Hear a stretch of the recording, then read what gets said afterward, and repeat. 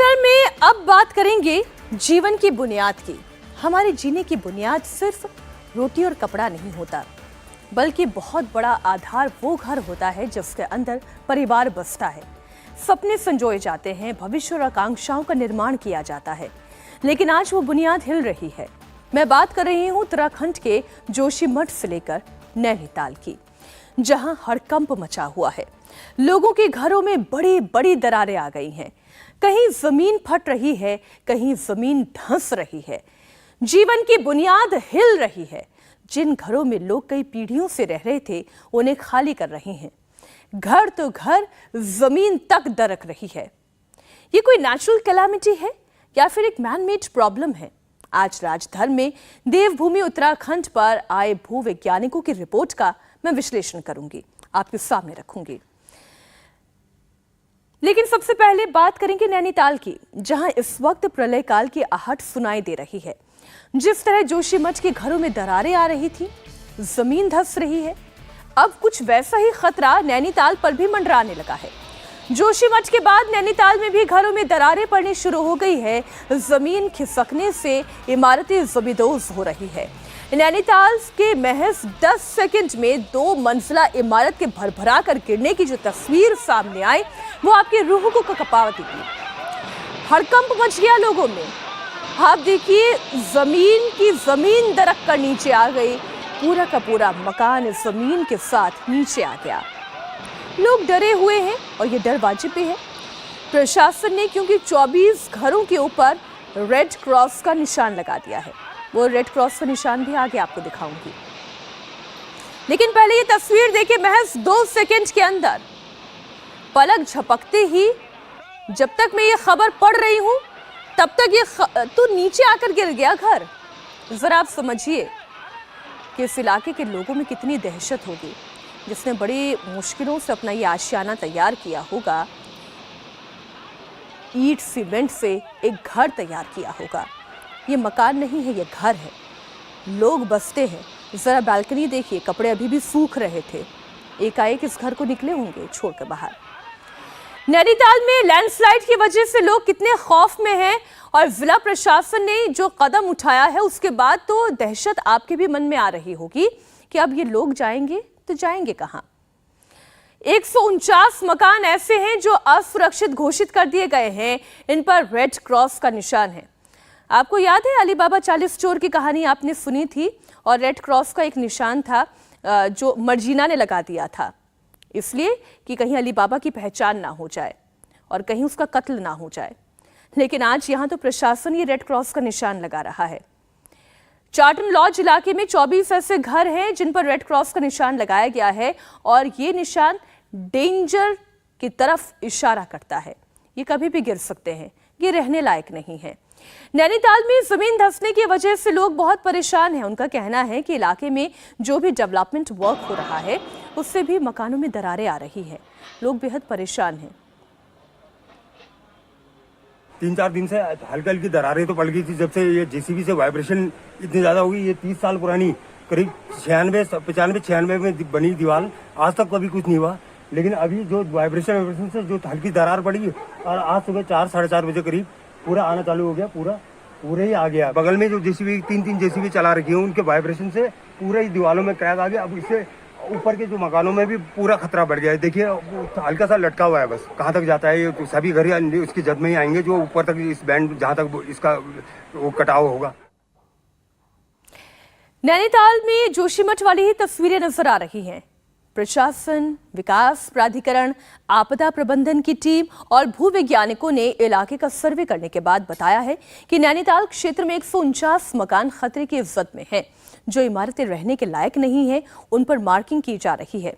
चार्टन laws और उसके आसपास के इलाकों के मकानों में दरारें पड़ रही है, जिसकी वजह से लैंडस्लाइड का खतरा लगातार बना हुआ है। अभी फ़िलहाल वहाँ कुछ भवनों को खतरा उत्पन्न हो गया है और भी अन्य भवन वहाँ अवैध रूप से असुरक्षित क्षेत्र में निर्मित होने नॉलेज में आए हैं। लगभग 149 मकानों की ऐसी लिस्ट प्राधिकरण ने बनाकर भेजी है। साथ ही जो अभी तात्कालिक रूप से खतरे की जद में हैं लोग, उनको विस्थापित होने के लिए सुरक्षा के दृष्टिगत हमने बताया है। कुछ लोग वहाँ से अपने परिवार रिश्तेदारों के यहाँ भी शिफ्ट हो गए हैं। वर्तमान में वहाँ तात्कालिक सेफ्टी मेजर्स पीडब्ल्यूडी के माध्यम से कराए जाने के निर्देश दे दिए गए हैं। भूवैज्ञानिकों की एक टीम भी वहाँ निरीक्षण कर रही है। उनकी रिपोर्ट में जिस प्रकार के भविष्य के लिए सजेशन दिए जाएंगे, उसके अनुसार वहाँ सेफ्टी मेजर्स हम लोग लेंगे। उधर जोशीमठ को लेकर भी वैज्ञानिकों की रिपोर्ट आ गई है। जोशीमठ की रिपोर्ट को लेकर जो बातें सामने आई हैं वो बेहद चौंकाने वाली है। 8 वैज्ञानिक संस्थानों की इस रिपोर्ट को कई महीनों की मेहनत के बाद करीब 718 पन्नों में तैयार किया गया है। 718 पन्नों की इस रिपोर्ट में जांच एजेंसियों ने जोशीमठ में हो रहे भू धसाव और दरारों के पीछे की असली वजह का जिक्र किया है। एक एक करके रिपोर्ट में जो बातें शामिल की गई है वो आपके सामने रखती हूँ। रिपोर्ट में कहा गया है कि मोरेन क्षेत्र यानी कि ग्लेशियर की ओर से लाई गई मिट्टी में बसे जोशीमठ की जमीन के अंदर से पानी का रिसाव हो रहा है, जिसकी वजह से चट्टानें खिसक रही हैं और चट्टानों के खिसकने के कारण भू धसाव हो रहा है और इमारतों में दरारें पड़ रही है। हैदराबाद के नेशनल जियोफिजिकल रिसर्च इंस्टीट्यूट की रिपोर्ट के मुताबिक जोशीमठ पर क्षमता से कई ज्यादा भार है और इसी वजह से जमीन दरक रही है। ये दरारें 100 फीट से अधिक गहराई तक फैल गई हैं। रिपोर्ट में जोशीमठ का कुछ जगहों पर 3 फीट से ज्यादा की गहराई तक धंसने और 1.4 मीटर तक खिसकने का भी जिक्र किया गया है। जोशीमठ संकट पर 8 अलग अलग वैज्ञानिक संस्थानों ने अपने अपने सर्वे के बाद जो रिपोर्ट तैयार की है वो अब आपके सामने रखते हैं। उसमें कारण भी गिनाए गए हैं। इसमें वो वजह बताई गई है जिसकी वजह से जोशीमठ पर यह मुसीबत आई है। National institute of hydrology Roorkee की रिपोर्ट में यह कहा गया है कि जोशीमठ में जल निकासी के रास्तों से छेड़छाड़ की गई है। कई इलाके तो ऐसे हैं जहां पर जल निकासी संभव ही नहीं है। अंधाधुंध डेवलपमेंट प्रोजेक्ट्स की वजह से प्राकृतिक नाले ब्लॉक हो गए हैं। सुनील वार्ड, मनोहर बाग, जेपी कॉलोनी और सिंगदार में प्राकृतिक ड्रेनेज है ही नहीं। वहीं जेपी कॉलोनी में फूटे हुए जल स्रोत की वजह से भी हालात बिगड़ रहे हैं। इस जल स्रोत को 1 महीने में 1 करोड़ 6 लाख लीटर मटमैला पानी यहां से निकाला गया, जिसकी वजह से जमीन के अंदर बहुत ज्यादा नमी आ गई है। जोशीमठ में हो रहे भू धसाव, मकानों में पड़ रही दरारों की हालत का आकलन करने की जिम्मेदारी केंद्रीय भवन अनुसंधान संस्थान यानी कि सीबीआरआई को सौंपी गई थी। सीबीआरआई ने जोशीमठ की 2000 से ज्यादा इमारतों का फिजिकल डैमेज सर्वे किया। अपनी 324 पन्नों की रिपोर्ट में सीबीआरआई ने 20% घरों को इस्तेमाल के काबिल नहीं बताया, 42% के और मूल्यांकन की आवश्यकता बताई, 37% इमारतों के उपयोग के काबिल और 1% इमारतों को ध्वस्त करने की आवश्यकता बताई है। हालांकि जोशीमठ की तबाही के लिए जिस एनटीपीसी प्रोजेक्ट को जिम्मेदार ठहराया जा रहा था, उसे एजेंसियों ने क्लीन चिट दे दी है। रिपोर्ट में यह कहा गया है कि जांच में जो पानी मिला है वो एनटीपीसी का है ही नहीं, लेकिन इस क्लीन चिट को लेकर भी कई सारे सवाल खड़े हुए हैं। जोशीमठ बचाव संघर्ष समिति का कहना यह है कि एनटीपीसी को क्लीन चिट कैसे दी जा सकती है, जबकि पहले ही जीएसआई ने इस पर सवाल उठाए थे। जोशीमठ पानी का एक नमूने की बात है।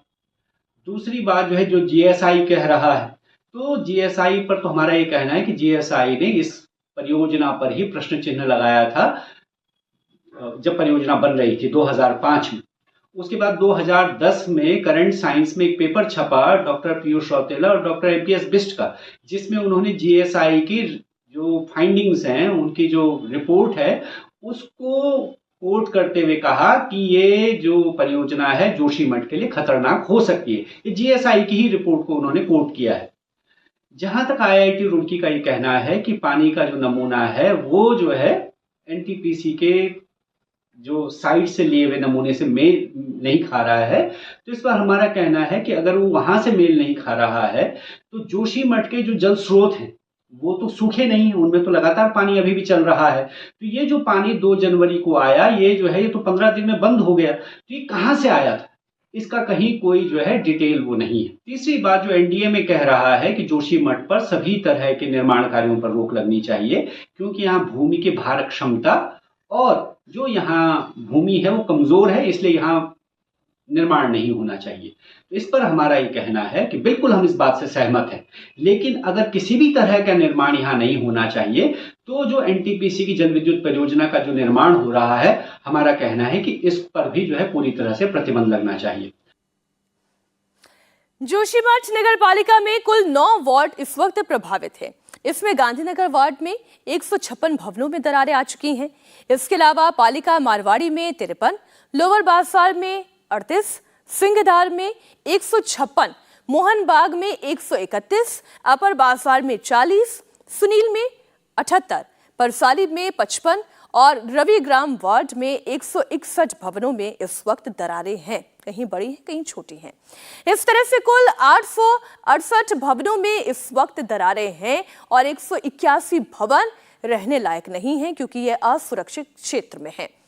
दरअसल जोशीमठ हिमालयी इलाके में सबसे ऊंचाई पर बसा हुआ है।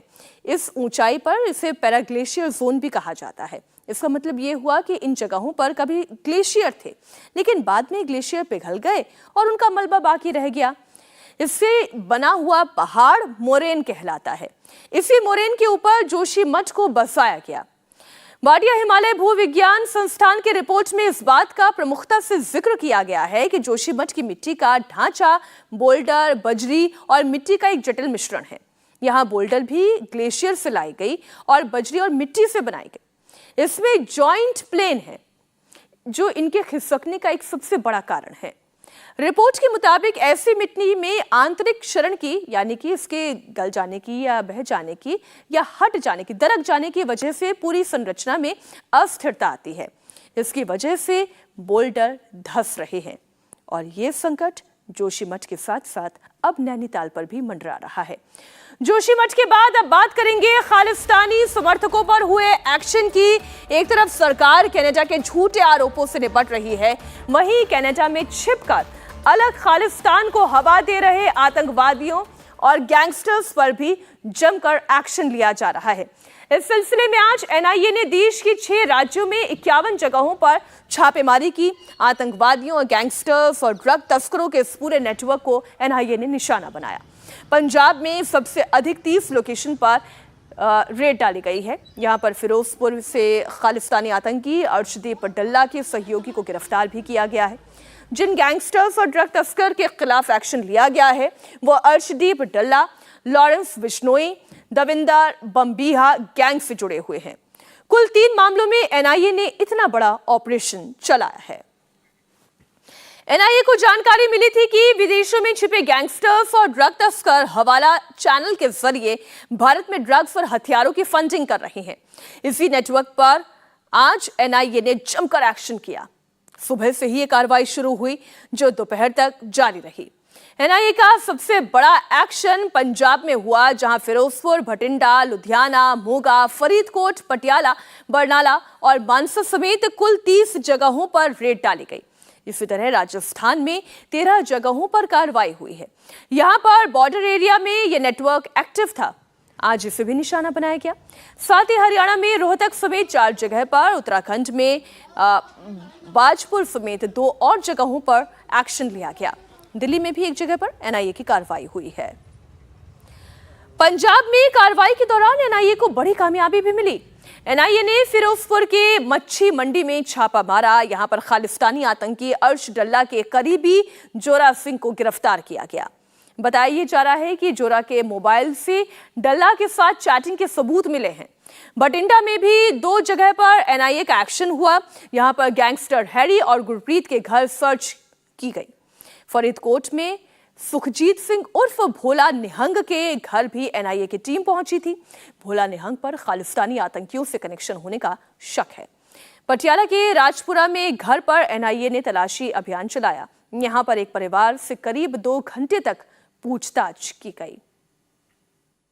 भारत और कनाडा के बीच में जारी राजनीतिक कूटनीतिक खींचतान के बीच एनआईए ने आज 50 से ज्यादा जगह पर छापेमारी की है और इस वक्त मैं पटियाला के खानपुर जट्टा में मौजूद हूं और आप जो पीछे घर देख रहे हैं यहाँ भी तकरीबन सुबह 4-5 बजे यहाँ पर एनआईए के तमाम अधिकारी जो थे वो पंजाब पुलिस के साथ यहाँ पर पहुंचे और उसके बाद उन्होंने यहाँ पर रेड की है और 3 से 4 घंटे जो ये रेड चली है 8-8:30 बजे तक जो रेड है वो यहाँ पर चली है। पंजाब में 30 जगहों पर एनआईए की रेड की गई है और हरियाणा में 4 जगह पर और फिरोजपुर में एक व्यक्ति को गिरफ्तार किया गया है फिरोजपुर में।